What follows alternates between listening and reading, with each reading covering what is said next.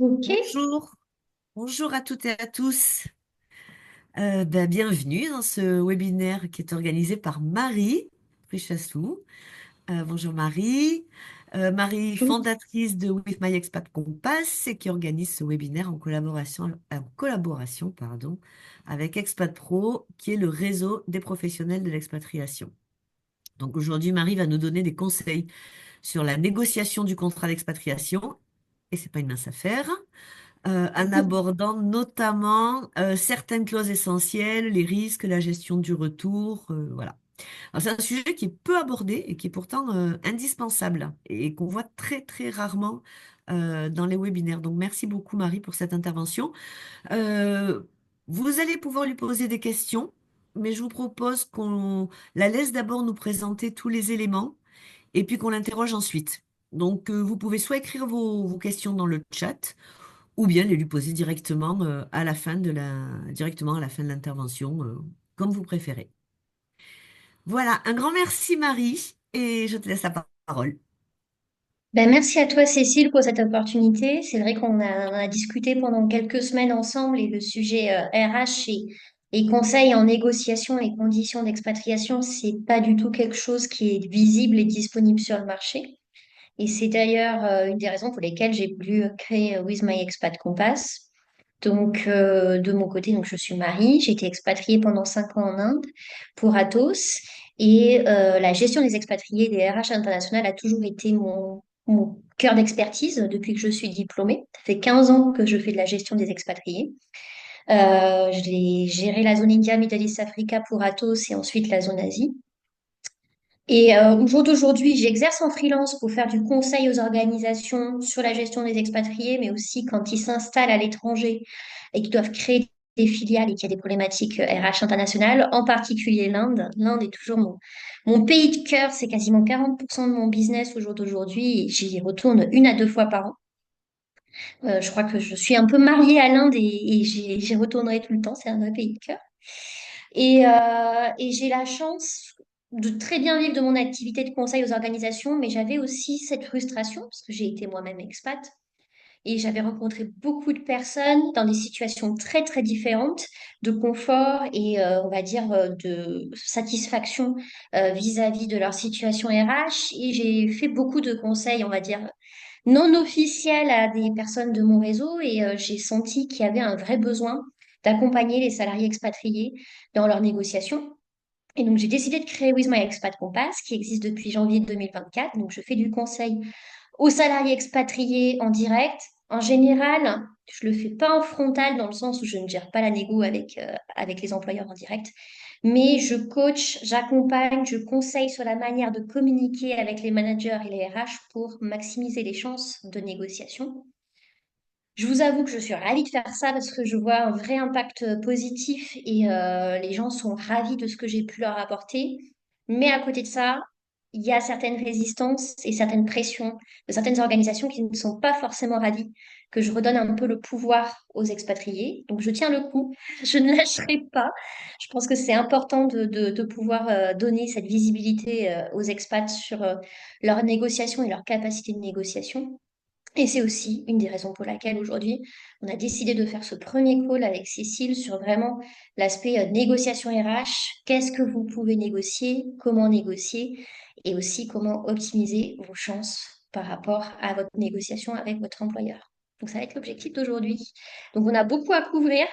Je ne pourrais pas forcément rentrer dans trop de détails sur certains sujets, mais la question qu'on se posait avec Cécile avant que vous nous rejoigniez, c'était de se dire peut-être qu'il y aura des sujets qui vous intéresseront beaucoup.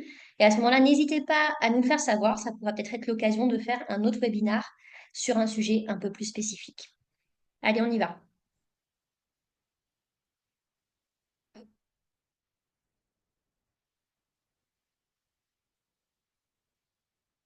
Mhm. Alors, l'objectif d'aujourd'hui, c'était de voir pour protéger vos intérêts RH dès maintenant, et notamment comment sécuriser vos contrats d'expatriation sans risquer d'oublier des points essentiels ou des droits importants dans votre situation RH. La vraie difficulté, enfin difficulté. La chance que vous avez, c'est soit on vous a offert une situation d'expatriation ou une situation de recrutement international, et puis des fois, ça peut être aussi des opportunités de contrat VIE qui se transforment en contrat local. Dans tous les cas, il ne faut pas oublier que c'est une situation individuelle RH qui peut être négociée. Et comme tout contrat, une négociation, ça se joue. Il faut que vous soyez acteur de la négociation. Les intérêts de l'employeur et vos propres intérêts doivent se combiner. Généralement, c'est l'employeur qui propose et vous avez la possibilité de négocier, quoi qu'ils en disent. Mais surtout, n'oubliez pas que l'employeur défend ses propres intérêts avant les vôtres. Et dans ce cas-là, spécifiquement, vous seul pouvez défendre vos propres intérêts. Beaucoup de personnes me disent, j'ai pas de contrat d'expat pur et dur, j'ai juste un contrat local, ma capacité de négociation est limitée. C'est faux. Comme pour tout recrutement, on a une capacité de négociation, on peut négocier quelque chose de manière spécifique. Et encore plus pour un recrutement international. Un exemple typique, une superbe opportunité à Singapour, un superbe contrat local.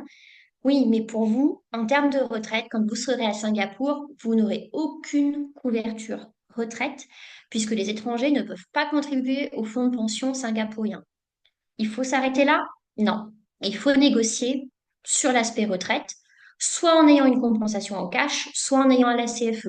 Toujours est-il, du fait de votre nationalité, certains éléments, certains leviers peuvent justifier de négocier des éléments exceptionnels et des exceptions contractuelles qui ensuite apparaissent dans vos contrats et vos éléments de rémunération.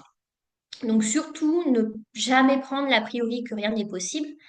Après, honnêtement, d'expérience, je peux vous dire, si vraiment vous avez uniquement un contrat pur et dur, comme un local, à ce moment-là, ça veut dire que votre employeur n'a pas vraiment d'empathie sur le fait que vous venez d'un autre pays, que vous aurez des frais qui seront liés au déplacement international que vous effectuez, que vous aurez des impacts. Et ce n'est pas forcément un très très bon signe, on va dire, en termes de stratégie RH, de politique RH et de considération RH, si rien n'est fait par l'employeur qui souhaite vous recruter. Donc, défendre vos intérêts, c'est surtout avant le départ. On a toujours des fenêtres d'opportunité en cours d'expatriation, typiquement une promotion, un changement d'année fiscale ou un changement de situation familiale qui peut impliquer qu'on rediscute les conditions d'expatriation. Et bien sûr, en fin d'expatriation, notamment en cas de réintégration dans le pays d'origine, aussi en situation de nouvelle affectation ou éventuellement en système de localisation, c'est-à-dire que vous étiez dans des conditions d'expat spécifiques et petit à petit, on vous amène à prendre uniquement une approche plutôt locale avec une intégration au sein des effectifs locaux comme une ressource permanente. Mais à garder en tête, quelle que soit votre situation, que ce soit expat ou contrat local, à nouveau, il y a une négo qui est possible. Il faut juste identifier vraiment les leviers de négociation les plus significatifs et ceux pour lesquels vous avez le plus de chances d'obtenir un retour positif. Donc, une négo, c'est surtout quelque chose qui peut être payant, puisque dans le cadre de mes accompagnements à la négociation, en moyenne, on obtient entre 15 et 20% de la rémunération totale brute suite à la négociation. Donc, en fait, il y a toujours quelque chose à négocier. La plupart des RH et la plupart des sociétés ne sont pas forcément, on va dire, en mesure de tout anticiper, de réaliser l'impact financier et réel de ce que la situation d'expatriation ou le recrutement international peut amener. Et c'est vrai que, notamment pour les petites PME, PMI, les RH, des fois, n'ont jamais quitté leur pays d'origine et ont du mal à apprécier ce qui doit être mis en place. Et c'est là où il peut y avoir la valeur ajoutée d'avoir des experts comme moi qui les conseillent, mais des fois, certaines sociétés ne se font pas conseiller. Et donc, pour autant, à partir du moment où on explique et on justifie, on peut obtenir des éléments additionnels. Donc, il ne faut surtout pas hésiter à demander. Donc, le sommaire aujourd'hui, ce que je voudrais voir avec vous, c'est d'abord l'aspect un peu stratégique, parce qu'on se focalise beaucoup sur quoi négocier. Mais en réalité, avant de négocier quelque chose, il faut, on va dire, faire un état des lieux de, du scope et de votre capacité à négocier. Ensuite, on abordera les intérêts que vous pourrez protéger et négocier. Et la partie 3 sera plus sur comment mettre en place une stratégie de négociation et comment essayer de mettre le maximum de chances de votre côté pour obtenir gain de cause. Donc la stratégie de négociation, pour moi, comme pour toute situation, on va dire RH, il faut toujours analyser votre situation. Principalement, définir quelle est la criticalité business et votre impact sur l'organisation dans le cadre de votre position. Typiquement, vous êtes affecté sur un nouveau pays, par exemple l'Inde, qui peut avoir un potentiel commercial significatif pour votre employeur. Ce pays est identifié peut-être dans les top 3 des priorités pour 2025. Votre capacité de négociation sera supérieure que si vous êtes affecté au Royaume-Uni où les objectifs, on va dire, de développement sont à stabilisation et à ce moment-là, en fait, l'impact et la criticalité n'est pas le même. Donc ça, c'est vraiment des éléments à apprécier, à essayer de définir, discuter autour de vous dans votre organisation pour comprendre comment ce projet est positionné par rapport au business plan et la stratégie de l'organisation afin de définir, OK, à quel niveau je me situe en termes de criticalité et donc à quel niveau et quelles sont mes chances pour négocier. L'autre point important, c'est les politiques RH. Est-ce qu'il y a déjà des politiques RH pour gérer votre situation d'expatriation, de recrutement local? C'est vrai que quand il y a des politiques RH, les choses sont cadrées. C'est déjà une première trame, donc ça vous permet d'avoir déjà une idée de ce que vous pourrez avoir. Après, les politiques ne sont pas là non, forcément pour tout prévoir et il peut y avoir des éléments individuels et personnels que vous pouvez négocier au-delà de ces politiques. Mais avant de savoir quoi négocier, il faut effectivement faire le point sur qu'est-ce qui est applicable par rapport aux politiques RH, puisque ça sera normalement ce qu'on va vous présenter et c'est ce qui va faire, on va dire, le cadre de votre offre stricto sensu. Autre point important, est-ce que vous êtes le premier expat sur la destination considérée? En général, moi, je les appelle les expats cobayes. Ils arrivent sur place, c'est un nouveau pays, les RH ne connaissent pas les spécificités du pays. C'est des fois très, très difficile de pouvoir tout anticiper en termes de niveau de service, de niveau d'accompagnement. Et donc à ce moment-là, c'est vrai que on peut découvrir au fur et à mesure des besoins qu'on va devoir partager a posteriori et négocier et justifier vis-à-vis de l'organisation pour avoir quelque chose qui est mis en place pour nous aider. S'il y a des expats, pour autant tout n'est pas fini. Il faut aussi voir si l'expat qui est déjà dans le pays considéré est dans une situation équivalente. Typiquement, un premier expat peut être venu en célibataire et vous venez avec votre famille. Vous allez être cobaye sur tout l'aspect scolarité, déplacement des enfants pour aller à l'école. Plein de points vraiment très spécifiques liés à la famille vont émerger avec votre expatriation. Et ce n'est pas parce qu'il y a déjà eu une première expatriation avec quelqu'un de célibataire que pour autant tout est réglé. Ensuite, autre point assez important, quel est le retour sur investissement attendu sur votre position? Typiquement, il peut y avoir certaines situations où l'organisation attend un retour sur investissement très rapide. Typiquement, il faut que suite à votre prise de poste, dès la première année, il y ait une certaine rentabilité. Ou au contraire, euh, notamment pour les pays un peu plus lents. Typiquement l'Inde, où des fois c'est très difficile de faire une montée du business, de monter la société, donc l'échelle de temps n'est pas la même. Ici, pourra être sur 3 ans. Ce qui sera important, donc, ça sera la temporalité, mais aussi le budget mis en œuvre pour développer ce projet. Et effectivement, à savoir quel est le budget affecté pour vous, votre position et votre participation. Donc cette notion de retour sur investissement, elle est importante parce qu'elle pourra aussi permettre de déterminer qu'est-ce qui sera éligible ou pas à négociation. Typiquement, pour vous donner un exemple, des fois j'ai certaines positions très urgentes à pourvoir dans un pays où la personne doit, entre guillemets, reprendre une position et être, entre guillemets, efficace dès la fin du premier mois. Typiquement, dans ce genre de situation, on mettra l'accent sur l'assistance pour recherche de logement avec une assistance très très premium pour décharger la personne, en particulier si elle est célibataire, pour qu'elle soit à fond dans sa prise de poste et qu'elle puisse être, on va dire, efficace le plus rapidement possible. Alors qu'une personne où l'attente est plus d'ici à 6 mois, à ce moment-là, le niveau de service ne sera peut-être pas forcément le même. L'investissement par la société ne sera pas le même. Et donc, la capacité de négociation sur cet élément-là n'est pas la même. Donc, par rapport à tout ça, vraiment, l'objectif, c'est d'aller dans une logique particulière qui est surtout de partir des besoins de l'organisation avant les vôtres. Parce que les besoins de l'organisation, c'est eux qui vont créer le levier pour négocier vos propres besoins individuels.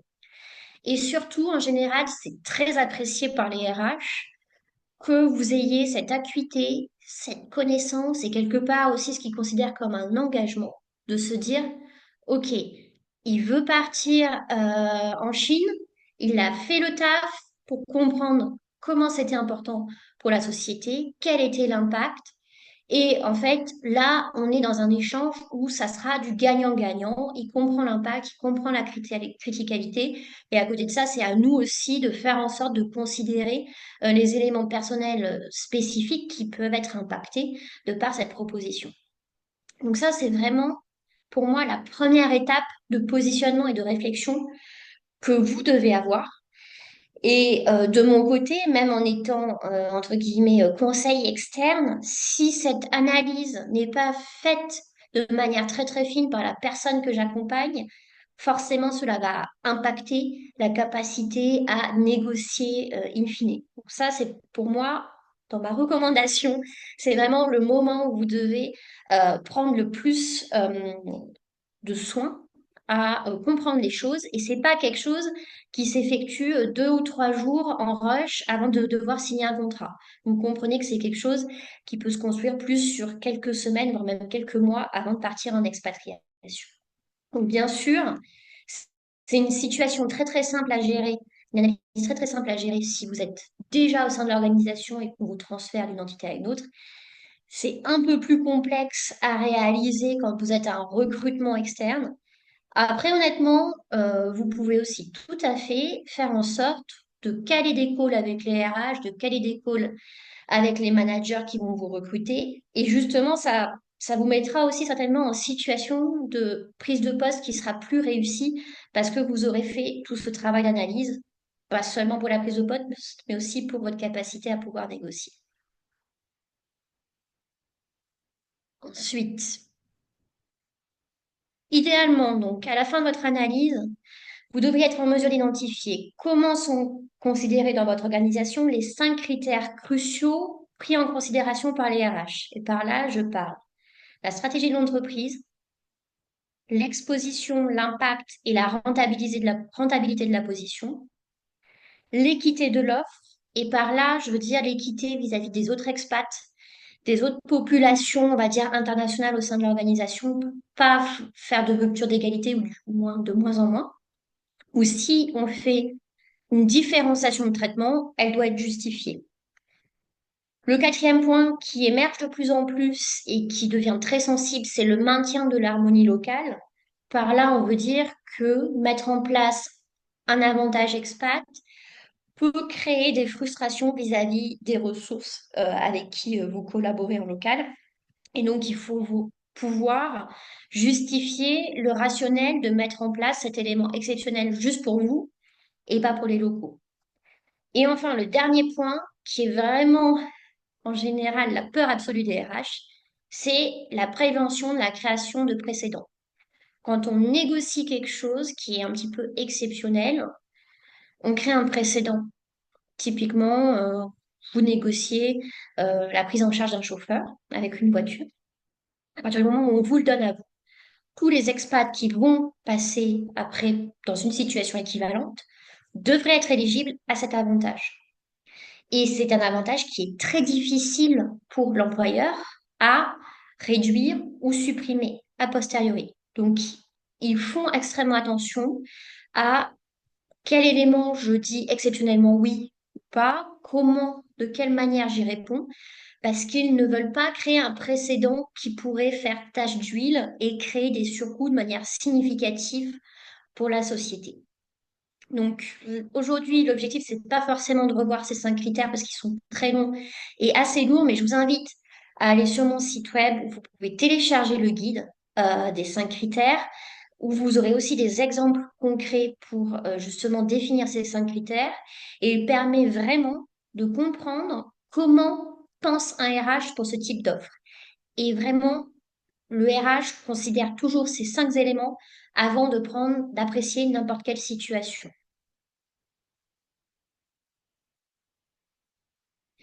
Donc, quels sont vos intérêts à protéger? Qu'est-ce qu'il faut négocier? Et c'était vraiment le point sur lequel, avec Cécile, on voulait s'assurer aussi qu'on arrive à couvrir dans le cadre de ce webinaire. Et il y a des éléments sur lesquels c'est pas si évident et c'est pas forcément les éléments auxquels on pense. Donc j'ai essayé de structurer un peu tout ça. Pour moi, ce qui est important, c'est la structure du contrat. Est-ce que c'est un contrat d'expat? C'est-à-dire avec un contrat dans le pays d'origine, un contrat dans le pays d'affectation? Est-ce que c'est juste un contrat local? Est-ce que vous avez un contrat suspendu en France pendant votre affectation? Est-ce que vous avez une offre de réintégration à la fin de votre affectation? Comment ça se passe? Pourquoi c'est important? Euh, Parce qu'en fait, selon la structure de votre contrat, vous aurez beaucoup de droits et d'obligations de la part de l'employeur qui vont découler de cette structure de contrat. Donc en soi, votre capacité de négocier va découler de la structuration du contrat. Donc des fois, il y a certaines structures qui sont plus intéressantes que d'autres à négocier. Et donc, il faut vraiment clarifier ce point dès le départ. Autre élément classique, la rémunération, et par là on parle de salaire de base, le bonus, les primes. On va avoir une petite slide un peu plus détaillée après à ce sujet. Les avantages en nature et les primes spécifiques liées à la situation internationale, typiquement les primes de coût de la vie, les primes de difficulté de vie, les primes de logement. Ne surtout pas oublier la protection sociale, la retraite, que ça soit de base ou complémentaire, le chômage, l'assurance maladie, maternité, prévoyance, accident du travail, rapatriement décès. Malheureusement, on va dire, plus les générations avancent, moins le focus sur l'aspect protection sociale est fait par les personnes, notamment sur l'aspect retraite. Moi, je m'attends à ce qu'il y ait des vraies difficultés pour certains profils internationaux qui n'ont pas anticipé l'aspect retraite. C'est un risque qui se dévoile qu'au moment de la liquidation de votre retraite. Et je pense que malheureusement, beaucoup de personnes vont avoir de très, très mauvaises surprises. Donc, l'aspect protection sociale, c'est pas un aspect que vous allez avoir en cash stricto sensu et qui va changer votre vie à l'instant T. Par contre, quand le risque se passe, que ça soit en termes, par exemple, pour le chômage, si vous vous retrouvez à être licencié en cours d'expat, le fait que vous ayez droit au chômage au retour en France est quand même critique. Donc, c'est quelque chose qu'il faut avoir anticipé. Donc, ne pas oublier l'aspect protection sociale qui, effectivement, n'est pas un élément qui va changer votre vie au quotidien par rapport à votre paye et au montant que vous percevez à la fin. Par contre, en cas de risque, ça peut être un élément très significatif de protection. Et le dernier point, la fin du contrat et tout ce qui est rapatriement, réintégration. Donc pour tous ces points, la logique, c'est qu'il faut négocier tout au plus tôt, car la capacité de négocier diminue avec le temps et surtout elle diminue à partir du moment où on met le pied sur le territoire. Je ne sais pas, il y a une sorte de shift psychologique qui se fait. Il ou elle est parti, c'est bon. Et l'attention sur les requêtes que vous ferez ne sera pas la même. Déjà en termes de faisabilité, de chance, mais aussi de délai de traitement. Donc vraiment au maximum, faire une négociation au préalable et même sur les aspects fin de contrat qui souvent on se dit, bon, c'est difficile de parler déjà de la fin de contrat. Oui, mais une fin de contrat, c'est un élément de vie d'un contrat et ça peut arriver à n'importe quel moment. Donc une négo en cours de route, c'est toujours plus difficile, c'est pas impossible, mais vraiment, dans la mesure du possible, il faut essayer d'anticiper et de tout négocier avant de partir. Donc, pour la structure du contrat, comme je vous ai expliqué, tout dépend en fait de ce qui vous est proposé. Et cet aspect de proposition et de structuration contractuelle va générer des impacts sur qu'est-ce que vous allez pouvoir négocier. Donc, on a trois situations principales. Un contrat local simple, principalement pour les recrutements internationaux, mais aussi certaines expats. Les salariés détachés qui sont maintenus sous leur contrat de pays d'origine, il n'y a pas de contrat dans le pays d'affectation. Et après, des situations un peu hybrides de double contrat ou un contrat dans le pays d'origine, un autre dans le pays d'affectation. Et à ce moment-là, il y a une structuration qui se fait pour la remise de la paye et une coordination entre guillemets entre les deux contrats qui peut être assez complexe.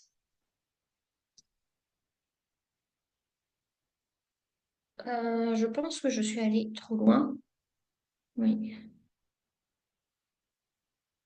Donc, vos obligations et vos droits découlent de la structuration de contrat, et donc c'est vraiment un élément crucial à vérifier au préalable de toute votre négociation. Il faut également bien faire attention aux situations où on suspend votre contrat dans votre pays d'origine, en particulier pour la France. Et dans ce cas-là, ce que je veux dire, c'est qu'il faut définir comment votre contrat va être réactivé et notamment sur quelle base de rémunération, suite à l'expatriation, on vous réintègre en France. Certaines sociétés font exprès de ne pas le définir et en fait, elles vous réintègrent sur la base du salaire avant le départ. Alors qu'il s'est passé 3 ans, 4 ans, 5 ans, vous avez eu des promotions, vous avez fait vos preuves en local, mais c'est pas considéré dans votre rémunération à votre retour en France, ce qui est plutôt injuste. Donc sur ces points-là, il faut essayer d'anticiper et prévoir en amont de quelle manière la rémunération sera définie au retour dans le cadre de la réintégration. Pour les aspects rémunération pure et dure, bien sûr, vous avez votre salaire de base. Donc, on négocie pas seulement le niveau de rémunération, mais surtout l'éligibilité à une revalorisation. Pourquoi? La plupart des sociétés vous font un super package de rémunération et pendant 1 à 2 ans, du fait qu'elles ont fait cet effort, vous n'êtes pas éligible aux revalorisations salariales et vous êtes bloqué. Certaines sociétés le mettent même dans le contrat actif à partir du 1er janvier 2025, première revalorisation qu'à partir du 1er janvier 2027. C'est possible, ok, c'est des fois pour des facilités administratives. Mais à ce moment-là, ce qu'il faut négocier, c'est que votre salaire, entre guillemets, de 2025 intègre les pertes éventuelles d'augmentation sur l'année 2026, par exemple. Donc, il y a toujours des choses à anticiper selon ce qu'on vous propose. Et autre point important pour le salaire de base, c'est que dans certaines situations, vous avez une double négociation. Vous avez la négociation sur le salaire qu'on va vous verser pendant votre expatriation, qui va tourner en paye, mais surtout le salaire de référence qui est utilisé en France pour les cotisations expat, en particulier pour la retraite complémentaire et le chômage. Donc c'est deux salaires différents et c'est deux salaires sur lesquels il faut négocier et qui en général ne correspondent pas. Pour le bonus, traditionnellement, on fait que sur le salaire de base, mais ce que les employeurs ne disent pas forcément, c'est que ils peuvent augmenter l'assiette pour les expatriés en incluant les avantages d'expatriés dans l'assiette de calcul du bonus, qui peut in fine changer beaucoup de choses pour vous sur le montant du bonus qui vous sera délivré. Bien sûr, il ne faut pas oublier vos avantages en nature et les primes spécifiques que vous aviez avant départ, typiquement ticket resto, maintien ou une compensation équivalente d'une prise en charge de ticket resto pendant l'affectation. Pourquoi? Du fait que vous êtes à l'étranger, d'un seul coup, on vous supprimerait les tickets resto. De même logique pour la prise en charge des frais navigaux, les véhicules de fonction, les primes d'ancienneté.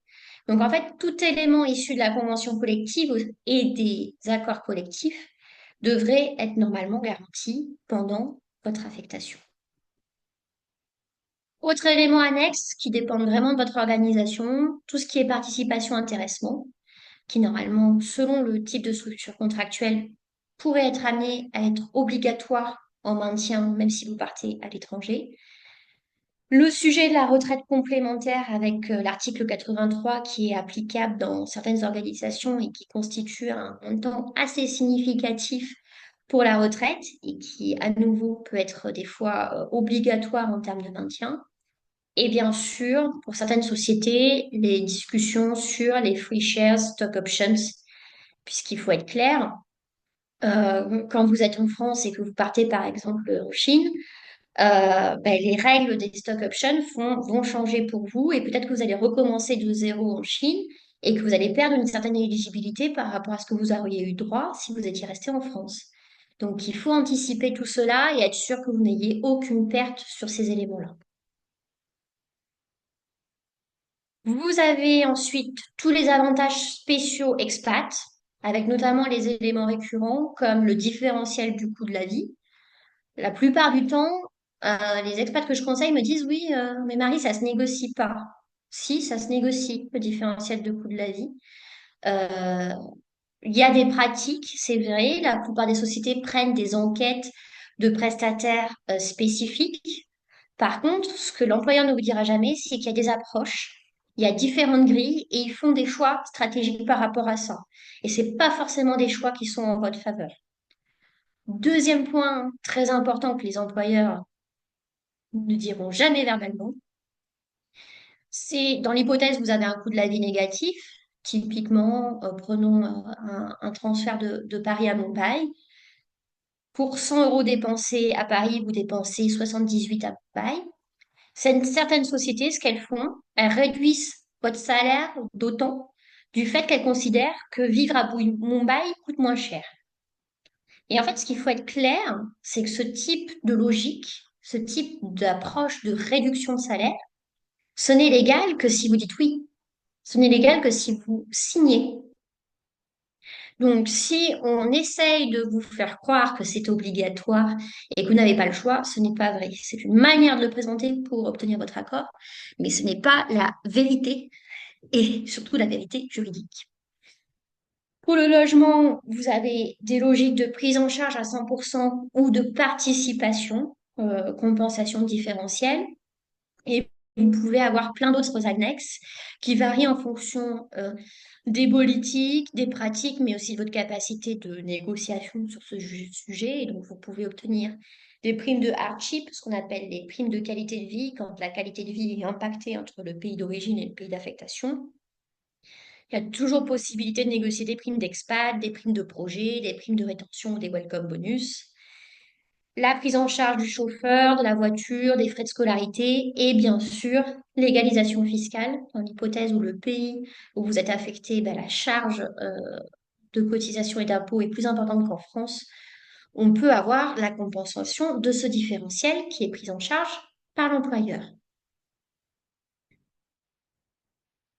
Et des éléments exceptionnels qui peuvent être négociés et applicables, typiquement les voyages annuels. Je pense que vous savez tous que selon les sociétés, selon les pratiques, les voyages annuels, même le nombre de voyages annuels dépend de chaque société. Pour les déménagements, c'est la même chose. Chaque société a défini ses grilles de volume pris en charge. Les pratiques de frais d'installation et logement temporaire, tout peut être négocié à un moment donné pour des raisons de situation personnelle qui se justifient. Et le vrai point qui est au jour d'aujourd'hui mis de côté par les organisations, c'est la situation du conjoint ou de la conjointe, sachant qu'ils sont extrêmement impactés par la situation. La plupart doivent mettre de côté leur carrière ou doivent repartir de zéro pour tenter de construire une carrière dans le pays d'affectation. Et donc, il y a un impact sur la carrière stricto sensu, l'évolution de carrière, la perte de revenus, l'impact sur la retraite aussi qui doit être anticipé. Moi, j'essaye beaucoup de promouvoir auprès de mes clients le fait de garantir pour les conjoints la prise en charge de leur cotisation retraite pour que dans le cadre de l'affectation, n'ait aucun impact sur leur régime de retraite et sur leur capacité à liquider leur retraite à leur retour en France, histoire que l'expatriation soit neutre pour eux sur cette situation. Mais il faut que vous sachiez qu'il y a très peu d'organisations qui le mettent en œuvre au jour d'aujourd'hui. Donc, ce n'est pas parce que elles sont peu avancées sur le sujet que c'est pas un élément à négocier. Et c'est pour ça que j'ai rédigé un e-book spécifique sur les conjoints d'expat qui définit tous les éléments et tous les services et toutes les actions de soutien que vous pouvez négocier vis-à-vis de votre employeur pour accompagner votre conjoint. Et le sujet devient de plus en plus sensible. Il y a une certaine, je pense que les RH commencent à réaliser que mettre de côté le conjoint n'est pas forcément la meilleure solution pour retenir la ressource sur le long terme et que même pour convaincre les gens de partir, ce n'est plus possible ou de moins en moins facile. Donc, n'hésitez pas à négocier sur ce sujet. Des fois, en fait, il faut juste ouvrir le sujet avec les RH et peut-être que vous serez l'élément générateur pour générer un changement positif qui bénéficiera à l'ensemble des salariés au sein de l'organisation. Donc, de mon côté, vu que le sujet est vaste et qu'il y a encore beaucoup de choses à faire, je prévois une V2 sur les conjoints pour mon e-book pour janvier 2025. Et si par ailleurs vous connaissez des personnes qui seraient intéressées pour participer, n'hésitez pas à me les indiquer. Le gros point, le trou dans la raquette, on va dire, sur les intérêts à protéger, c'est effectivement l'aspect protection sociale. Donc, sur les différents points, je vous en ai déjà parlé tout à l'heure un peu en introduction. Ce que je peux vous dire, c'est que ces éléments, selon la structure contractuelle, par exemple, si votre contrat est maintenu en France, dans certaines situations, c'est obligatoire de maintenir ces éléments-là. Et c'est même pas une négociation, en fait. C'est juste demander à l'employeur d'appliquer la loi. Euh, mais ce qu'il faut faire aussi attention, c'est sur quelle assiette et quel salaire, effectivement, ces éléments sont cotisés par l'employeur. Donc sur ça, n'hésitez pas à vous faire accompagner parce que je peux vous dire, en étant moi-même dans le domaine, je dirais qu'il n'y a que 75%, enfin, que 25% des employeurs qui sont réglo sur l'assiette des cotisations pour leurs salariés expatriés. Donc, sur ce niveau-là, il y a beaucoup à récupérer et l'assiette est très importante pour tout ce qui est retraite complémentaire puisque ça va définir le nombre de points que vous allez acquérir pour votre retraite et in fine, ça va définir le montant de votre rente. Donc surtout, ne faites pas l'impasse sur cet aspect assiette pour la retraite. Fin de contrat, pas mal de points à vérifier et qui bien souvent ne sont pas identifiés dans vos contrats d'expat ou même vos contrats de recrutement international. Le préavis en général est indiqué parce que c'est une obligation légale. Mais ensuite, bien définir le modalité et le formalisme de fin de contrat. Ne pas oublier de négocier et d'identifier comment sont pris en charge vos frais de retour dans le pays d'origine. Typiquement, là, il y a quelques jours, j'ai aidé une personne qui a eu une fin de contrat anticipée. Et c'est vrai qu'elle était en Inde. Et en Inde, la pratique, c'est de sécuriser un logement pour une période de 2 ans. Et en fait, même si on part en anticipé, on est tenu de payer le loyer pendant les 2 années entières. Et en fait, c'est posé la question, suite à cette demande de retour anticipé de la part de l'employeur, qui est-ce qui prend en charge le reliquat du loyer? Et donc, il a fallu discuter avec l'employeur pour avoir cette prise en charge. C'est un petit peu dommage que ça arrive au moment où on doit gérer un retour anticipé un peu express. Ça génère de stress pour tout le monde. C'est vrai que ça aurait été mieux d'avoir négocié dès le départ que ce type de frais était pris en charge directement par l'employeur en cas de fin de contrat, surtout à son initiative. Autre point, la réintégration dans le pays d'origine. Si oui, sur quelle base de rémunération? Ne pas oublier vos avantages acquis et l'ancienneté que vous avez accumulée pendant votre période d'expat. Ça m'arrive encore de tomber sur des situations où j'ai des expats qui étaient en contrat français, ensuite sont partis en expatriation pendant 5 ou 6 ans et ils reviennent dans leur pays d'origine, ils sont réintégrés dans l'entité française, mais leur ancienneté accumulée dans leur pays d'affectation n'est pas considérée. C'est plutôt injuste.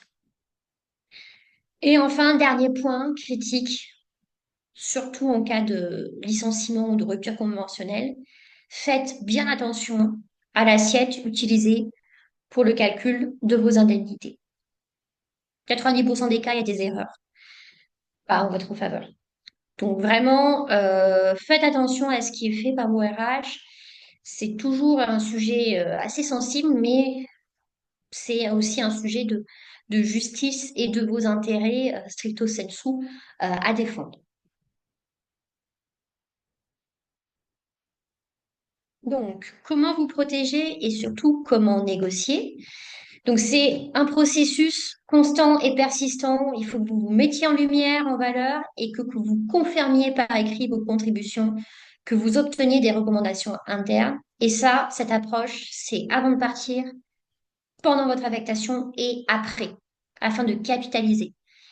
Les meilleures négos, celles où j'arrive le plus à obtenir des choses avec l'aide du salarié, c'est quand les graines ont été plantées des mois avant le départ, afin d'obtenir des leviers, des soutiens en interne qui sont très significatifs pour améliorer les chances d'obtenir des éléments positifs. Surtout, soyez proactifs, n'attendez pas que les RH ou les managers reviennent vers vous. Mettez par écrit et documentez. De toute façon, partez du postulat que les RH sont débordés et que votre situation est complexe. Donc, soyez proactifs, facilitez-leur la tâche et mettez tout par écrit. Ne pas oublier aussi, point important, 50% de la négo, elle se fait avant le lancement officiel de la négociation. Par là, je veux dire, c'est lorsque vous partagez vos prétentions lors des premiers entretiens sur la possibilité de partir en expat. C'est à ce moment-là que vous pouvez partager tous vos éléments spécifiques et en particulier les éléments sur lesquels vous ne ferez pas vraiment de négociation et pour vous, vous êtes un petit peu intransigeant et c'est les vrais éléments sur lesquels vous, ne, vous espérez obtenir gain de cause. Typiquement, euh, la carrière du conjoint. Certaines personnes peuvent dire, si mon conjoint n'est pas accompagné et qu'il y a un impact trop significatif, pour moi, je ne peux pas partir. Si votre position est critique au sein de l'organisation, je vous assure, quelque chose sera fait pour aider votre conjoint. Et le fait que vous l'ayez anticipé et indiqué dès le départ fait que des actions seront prises en amont. C'est ce qui est important. Anticiper tout élément qui pourrait être valable pour renégocier vos conditions. Typiquement, les changements d'année fiscale qui peuvent avoir un impact sur vos structures de rémunération, l'augmentation du coût de la vie en cas de promotion, de changement de situation familiale, si vous avez un enfant de plus, vous vous mariez, les changements de lieu d'affectation, des fois même quand vous changez de ville au sein d'un même pays, les process de revalorisation salariale, beaucoup d'événements peuvent être l'occasion de renégocier vos conditions. Et surtout, lier toute demande à un schéma de valorisation où au final, la société aura un retour sur investissement garanti en vous donnant gain de cause sur l'élément que vous demandez. Donc, bien sûr, ne pas oublier que votre demande doit être structurée pour anticiper les 5 critères qu'on a découverts ensemble et que vous les contournez. Et il est extrêmement important de faire attention que votre demande, surtout lorsqu'elle sort du cadre classique d'une politique ou d'une, on va dire, pratique RH, il y a le concept individualisation justifiée versus injustifiée. Si votre demande est justifiée, elle aura plus de chances d'obtenir gain de cause que si elle est injustifiée. Individualisation juste versus injuste. Là, à nouveau, même concept assez proche, mais sur la notion de justice et injustice.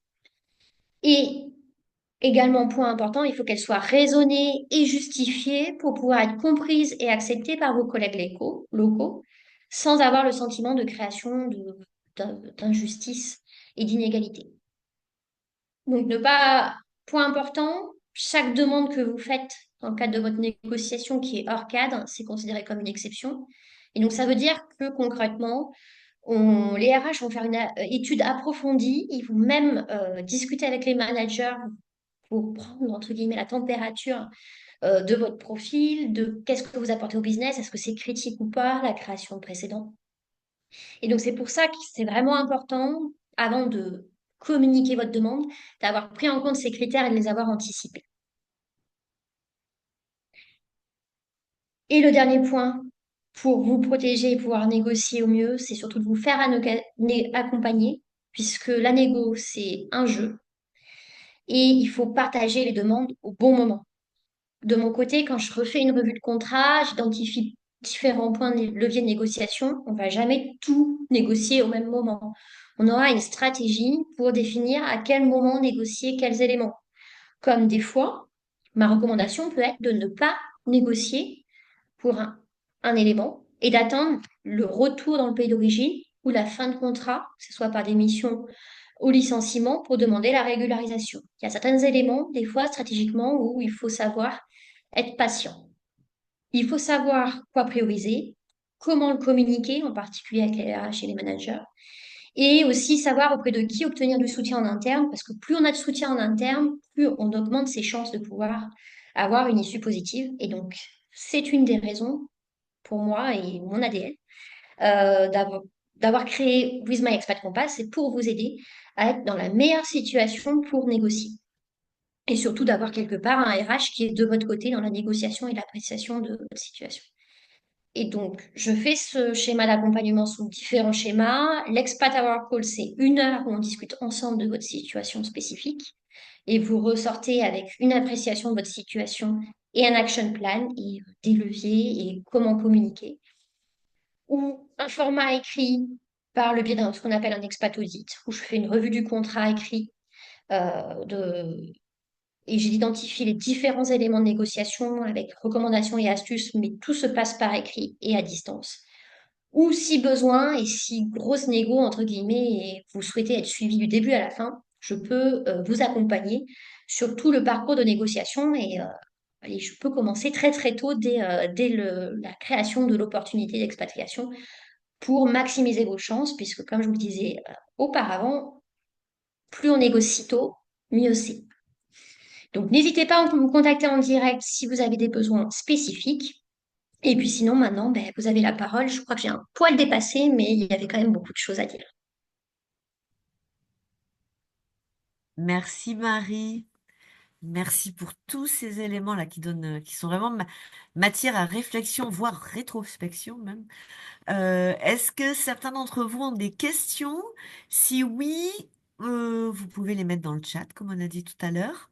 Et puis Marie les prend les unes après les autres. Vous pouvez aussi allumer votre micro et poser la question en direct. Tout se fait. Alors, Mathilde, à Oui. tout le monde. Tu es en train de le lire, Marie? Alors, je le lis à voix Mais haute. non, j'ai vu qu'il y avait Anouband qui levait la main pour une question en direct, Ok, et après je prendrai celle de Mathilde. ok. Alors, je te laisse faire la question. Alors par contre, on t'entend pas.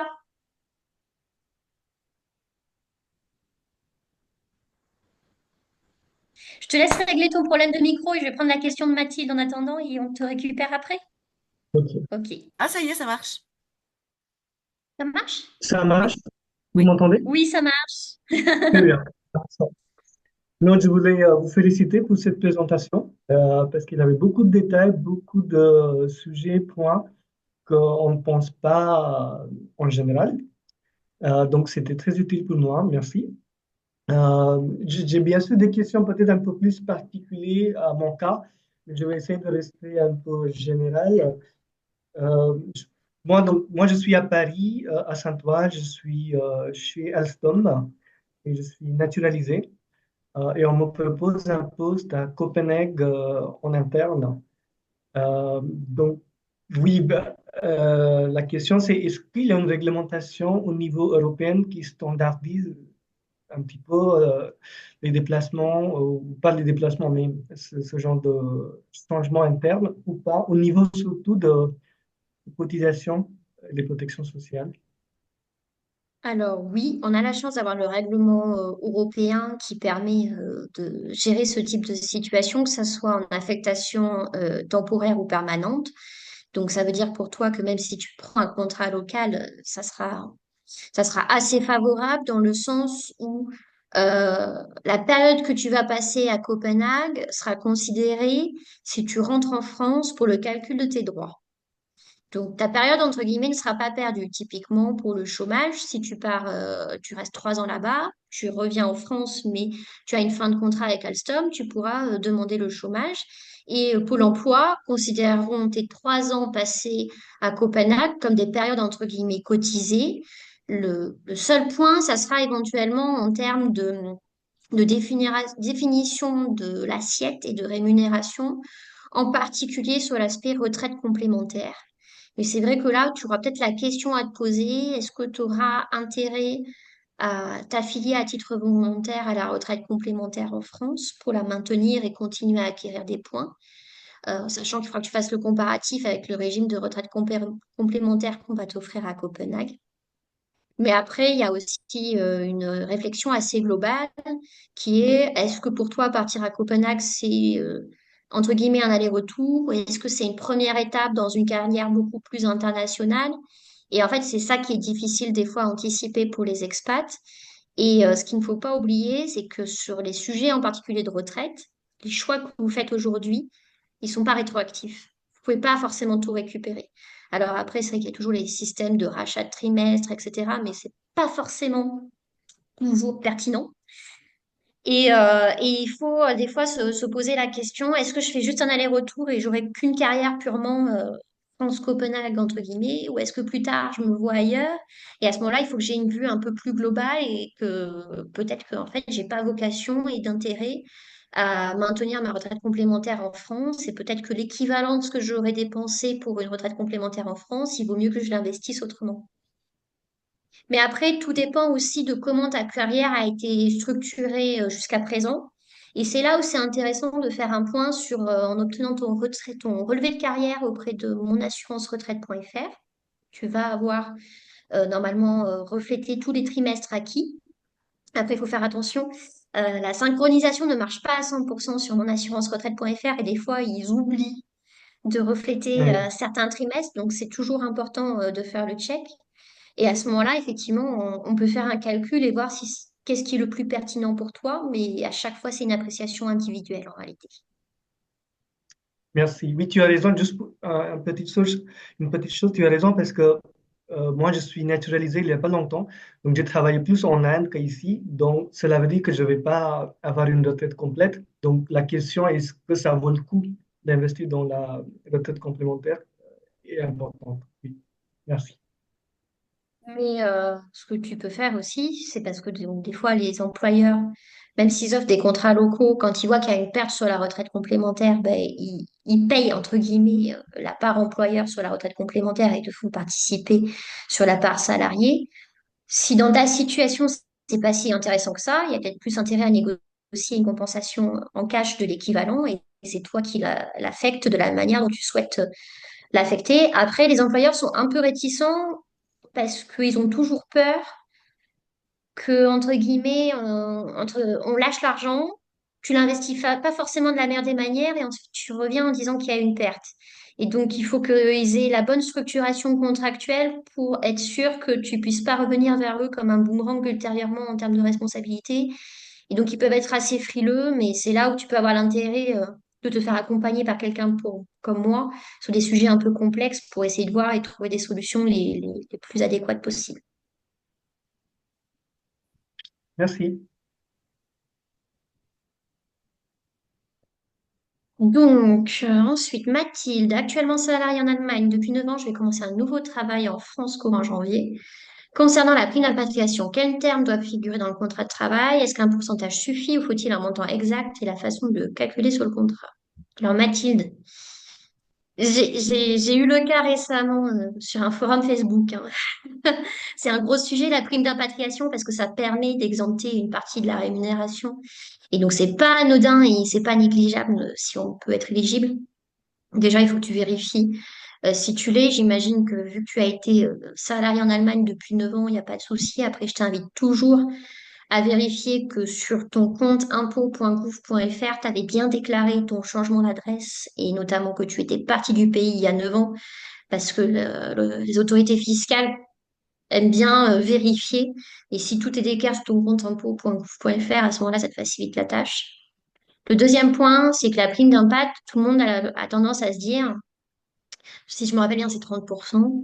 Bah, je prends ma rémunération, par exemple, j'ai 90 000 euros, je prends 30%, donc 30% de 90 000 euros, ça fait 27 000 euros. J'ai 27 000 euros, c'est pas, j'ai pas d'imposition. Ben, ça marche pas comme ça. La prime d'impact, elle s'applique jusqu'à 30% de la rémunération, mais pour les surplus de rémunération équivalents par rapport à un salaire de référence équivalent à une position équivalente. Donc, ce qui se passe, c'est que les autorités fiscales, elles regardent pour ton poste dans la même industrie, dans une entreprise équivalente, combien un salarié franco-français, entre guillemets, avec la même expérience, percevrait. S'il perçoit 90 000 euros et qu'on te propose 90 000 euros, t'as pas de prime d'impact parce que ton salaire de référence est équivalent. Par contre, si on te propose 110 000 euros et que le salaire de référence pour un poste équivalent avec un français est de 90 000, tu as l'opportunité pour ces 20 000 euros en différentiel de pouvoir le faire passer en prime d'impatriation.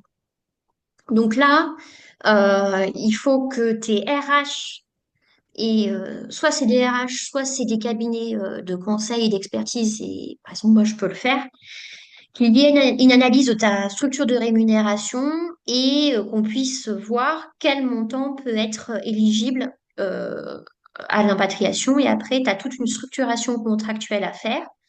Par contre, point important, tout ça, ça doit être formalisé avant ton retour on va dire, ta prise de poste effective en France. Si tu es déjà en France et que tu as déjà un peu commencé ta prise de poste, c'est déjà trop tard pour faire une prime d'impatriation. Donc, je sais pas si tu m'as répondu. Non, c'est bon. Euh, En fait, vous m'entendez? Pardon. Oui, Mathilde, Oui. oui. En fait, oui, je représente Mathilde qui est au travail, du coup, je prends pour elle les Ah, d'accord. questions. Elle est toujours en poste en Allemagne, elle doit venir en France en janvier, et donc elle est en négociation un peu avec les RH pour bien formuler son contrat. Et bon, apparemment, les RH ne sont pas trop au courant de comment faire, et voilà, quoi. Il faut que ça soit bien formalisé. Et effectivement, il faut qu'il y ait un avenant. Et il faut aussi que les RH ils paramètrent bien la paye pour que la prime soit bien exemptée et qu'il n'y ait pas trop de retenue à la source. Ou sinon, ça va lui créer un gap de trésorerie. D'accord. Après, là, comme ça, je préfère pas me positionner parce que j'ai pas tous les éléments de fait. Vous imaginez bien, il faudrait vérifier et apprécier la situation.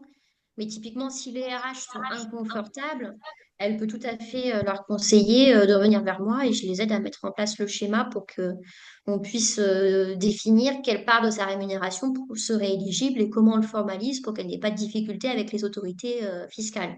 Ce qu'il faut faire attention sur ce type de schéma, c'est que, par exemple, moi, je suis à Limoges, les primes d'impact, ils en voient quasiment jamais.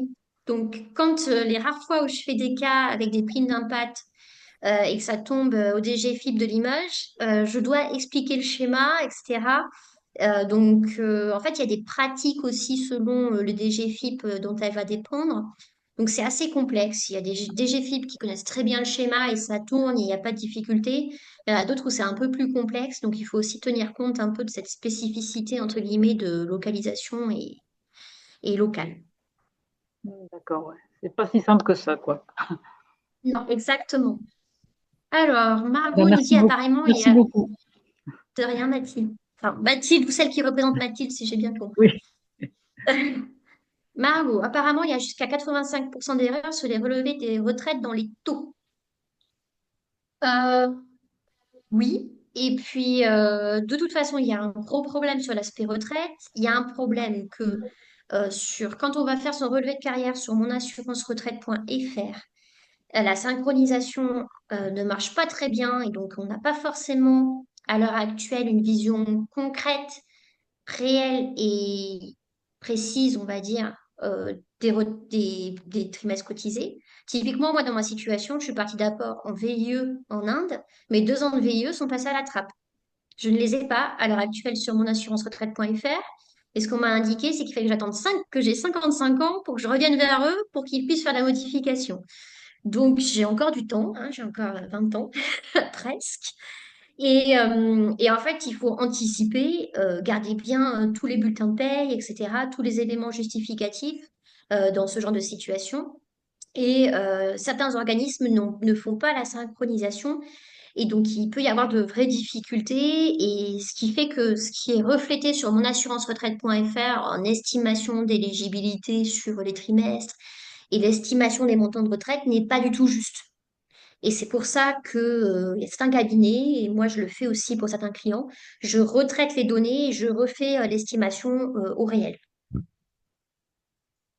Et après, sur l'assiette, des cotisations par les employeurs, il y a aussi souvent des erreurs. Ils ne déclarent pas tous les éléments de rémunération, en particulier pour les expatriés. Et donc, il y a des vrais trous dans la raquette sur les montants sur lesquels on crée les droits, en particulier pour la retraite complémentaire. Oui, ou alors ils ont changé de caisse à un moment et en fait les taux se sont pas mis à jour. Et ça aussi, ça a un vrai impact sur derrière le calcul. Mais ça, c'est que si on prend son Oui. dossier et on le passe en revue étape par étape, quoi.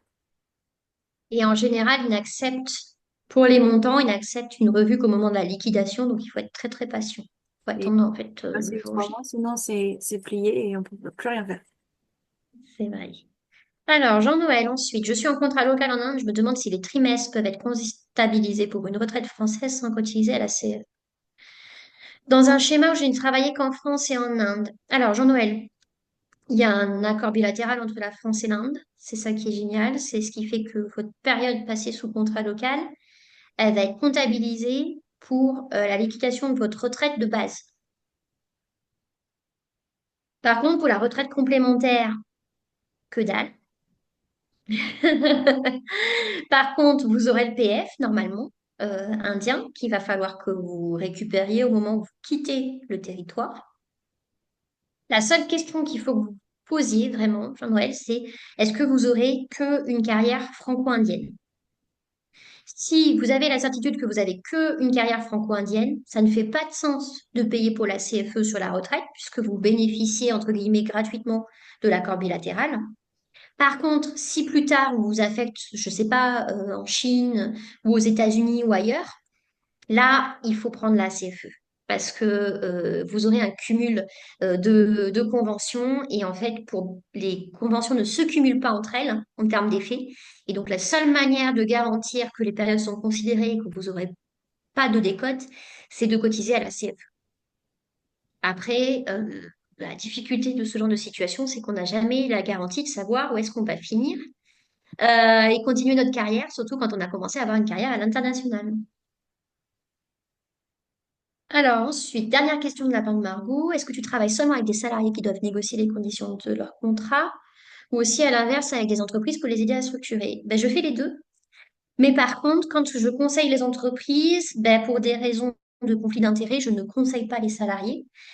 C'est pour ça qu'avec j'ai Delphine qui m'aide au quotidien quand je traite des requêtes des salariés. C'est elle qui définit si les salariés qui reviennent vers moi sont des personnes pour lesquelles directement ou indirectement je conseille l'employeur, parce qu'à ce moment-là, effectivement, je ne suis pas à même de pouvoir conseiller.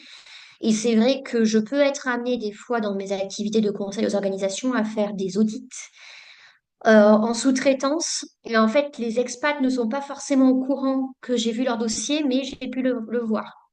Et donc, je ne traite pas vis-à-vis du demandeur de l'employeur et d'équité aussi vis-à-vis du salarié. Je ne traite pas ce genre de dossier. En général, je rembourse le service.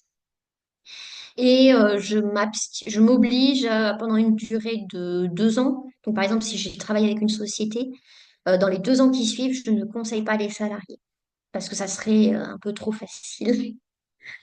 Et voilà. Mais je fais les deux et c'est super intéressant en fait de faire les deux parties. J'ai l'impression d'être des deux côtés de l'échiquier. Et c'est ça aussi qui fait que je continue à avoir beaucoup de cas avec mes clients RH. Et donc, je pense que c'est ça aussi qui me permet de pouvoir continuer à conseiller les salariés au mieux sur la stratégie et sur comment communiquer et adresser avec le RH. Pour moi, mon objectif n'est pas forcément que de conseiller les salariés parce que je pense qu'à un moment donné, je serai un peu déconnectée du monde RH et ça serait dommage. Et c'est important également de faire avancer le monde RH au Et niveau de j'en profite aussi pour faire l'expatriation. avancer le monde RH sur le Voilà, et sujet là, des tu y conjoints contribues qui me tient à largement en cœur, travaillant. Voilà, etc. Et voilà. tu y Et contribues donc, largement en travaillant avec eux aussi, bien sûr. ouais, oui, j'aimerais quand même bien qu'il y ait un changement positif pour les conjoints parce que je trouve qu'ils sont quand même extrêmement mis de côté et Justement, oui, oui. considérés comme acquis. Justement, c'est ce que j'allais dire. Je me disais que, comme tu le proposais au début, on pourrait organiser des webinaires peut-être sur des sujets plus spécifique pour aller encore plus en profondeur. Je pensais au conjoint accompagnateur, je pensais à la retraite, puisque finalement, on a eu pas mal de questions là sur la retraite. Marie, tu as répondu à quelques questions, mais il y a certainement beaucoup d'autres qui se posent. C'est vrai aussi sur la prévoyance. C'est vrai sur, enfin bon, sur beaucoup sur le salaire de référence, en fait, c'est vrai que ça serait intéressant si, je ne sais pas ce que vous en pensez, vous qui assistez aujourd'hui à ce webinaire. Est-ce que vous pensez que ce serait utile d'avoir des webinaires peut-être un petit peu plus spécifiques que Marie animerait, sur des sujets vraiment peut-être vous pouvez même inscrire dans le chat les sujets que vous souhaiteriez l'avoir abordés?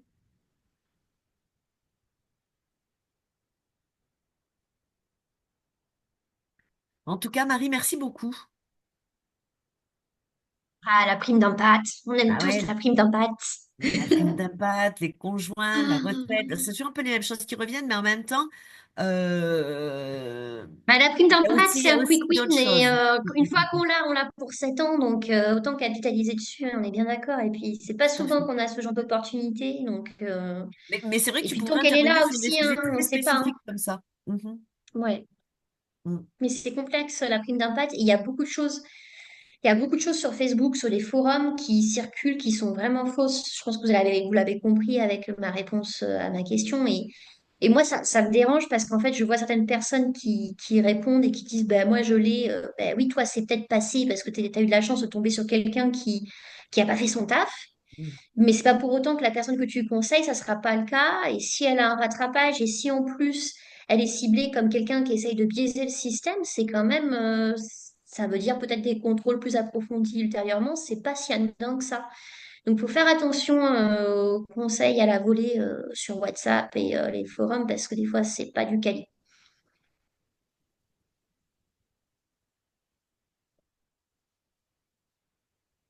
Je Ouais, on est vois bien un d'accord, Marie. message. On va bientôt terminer.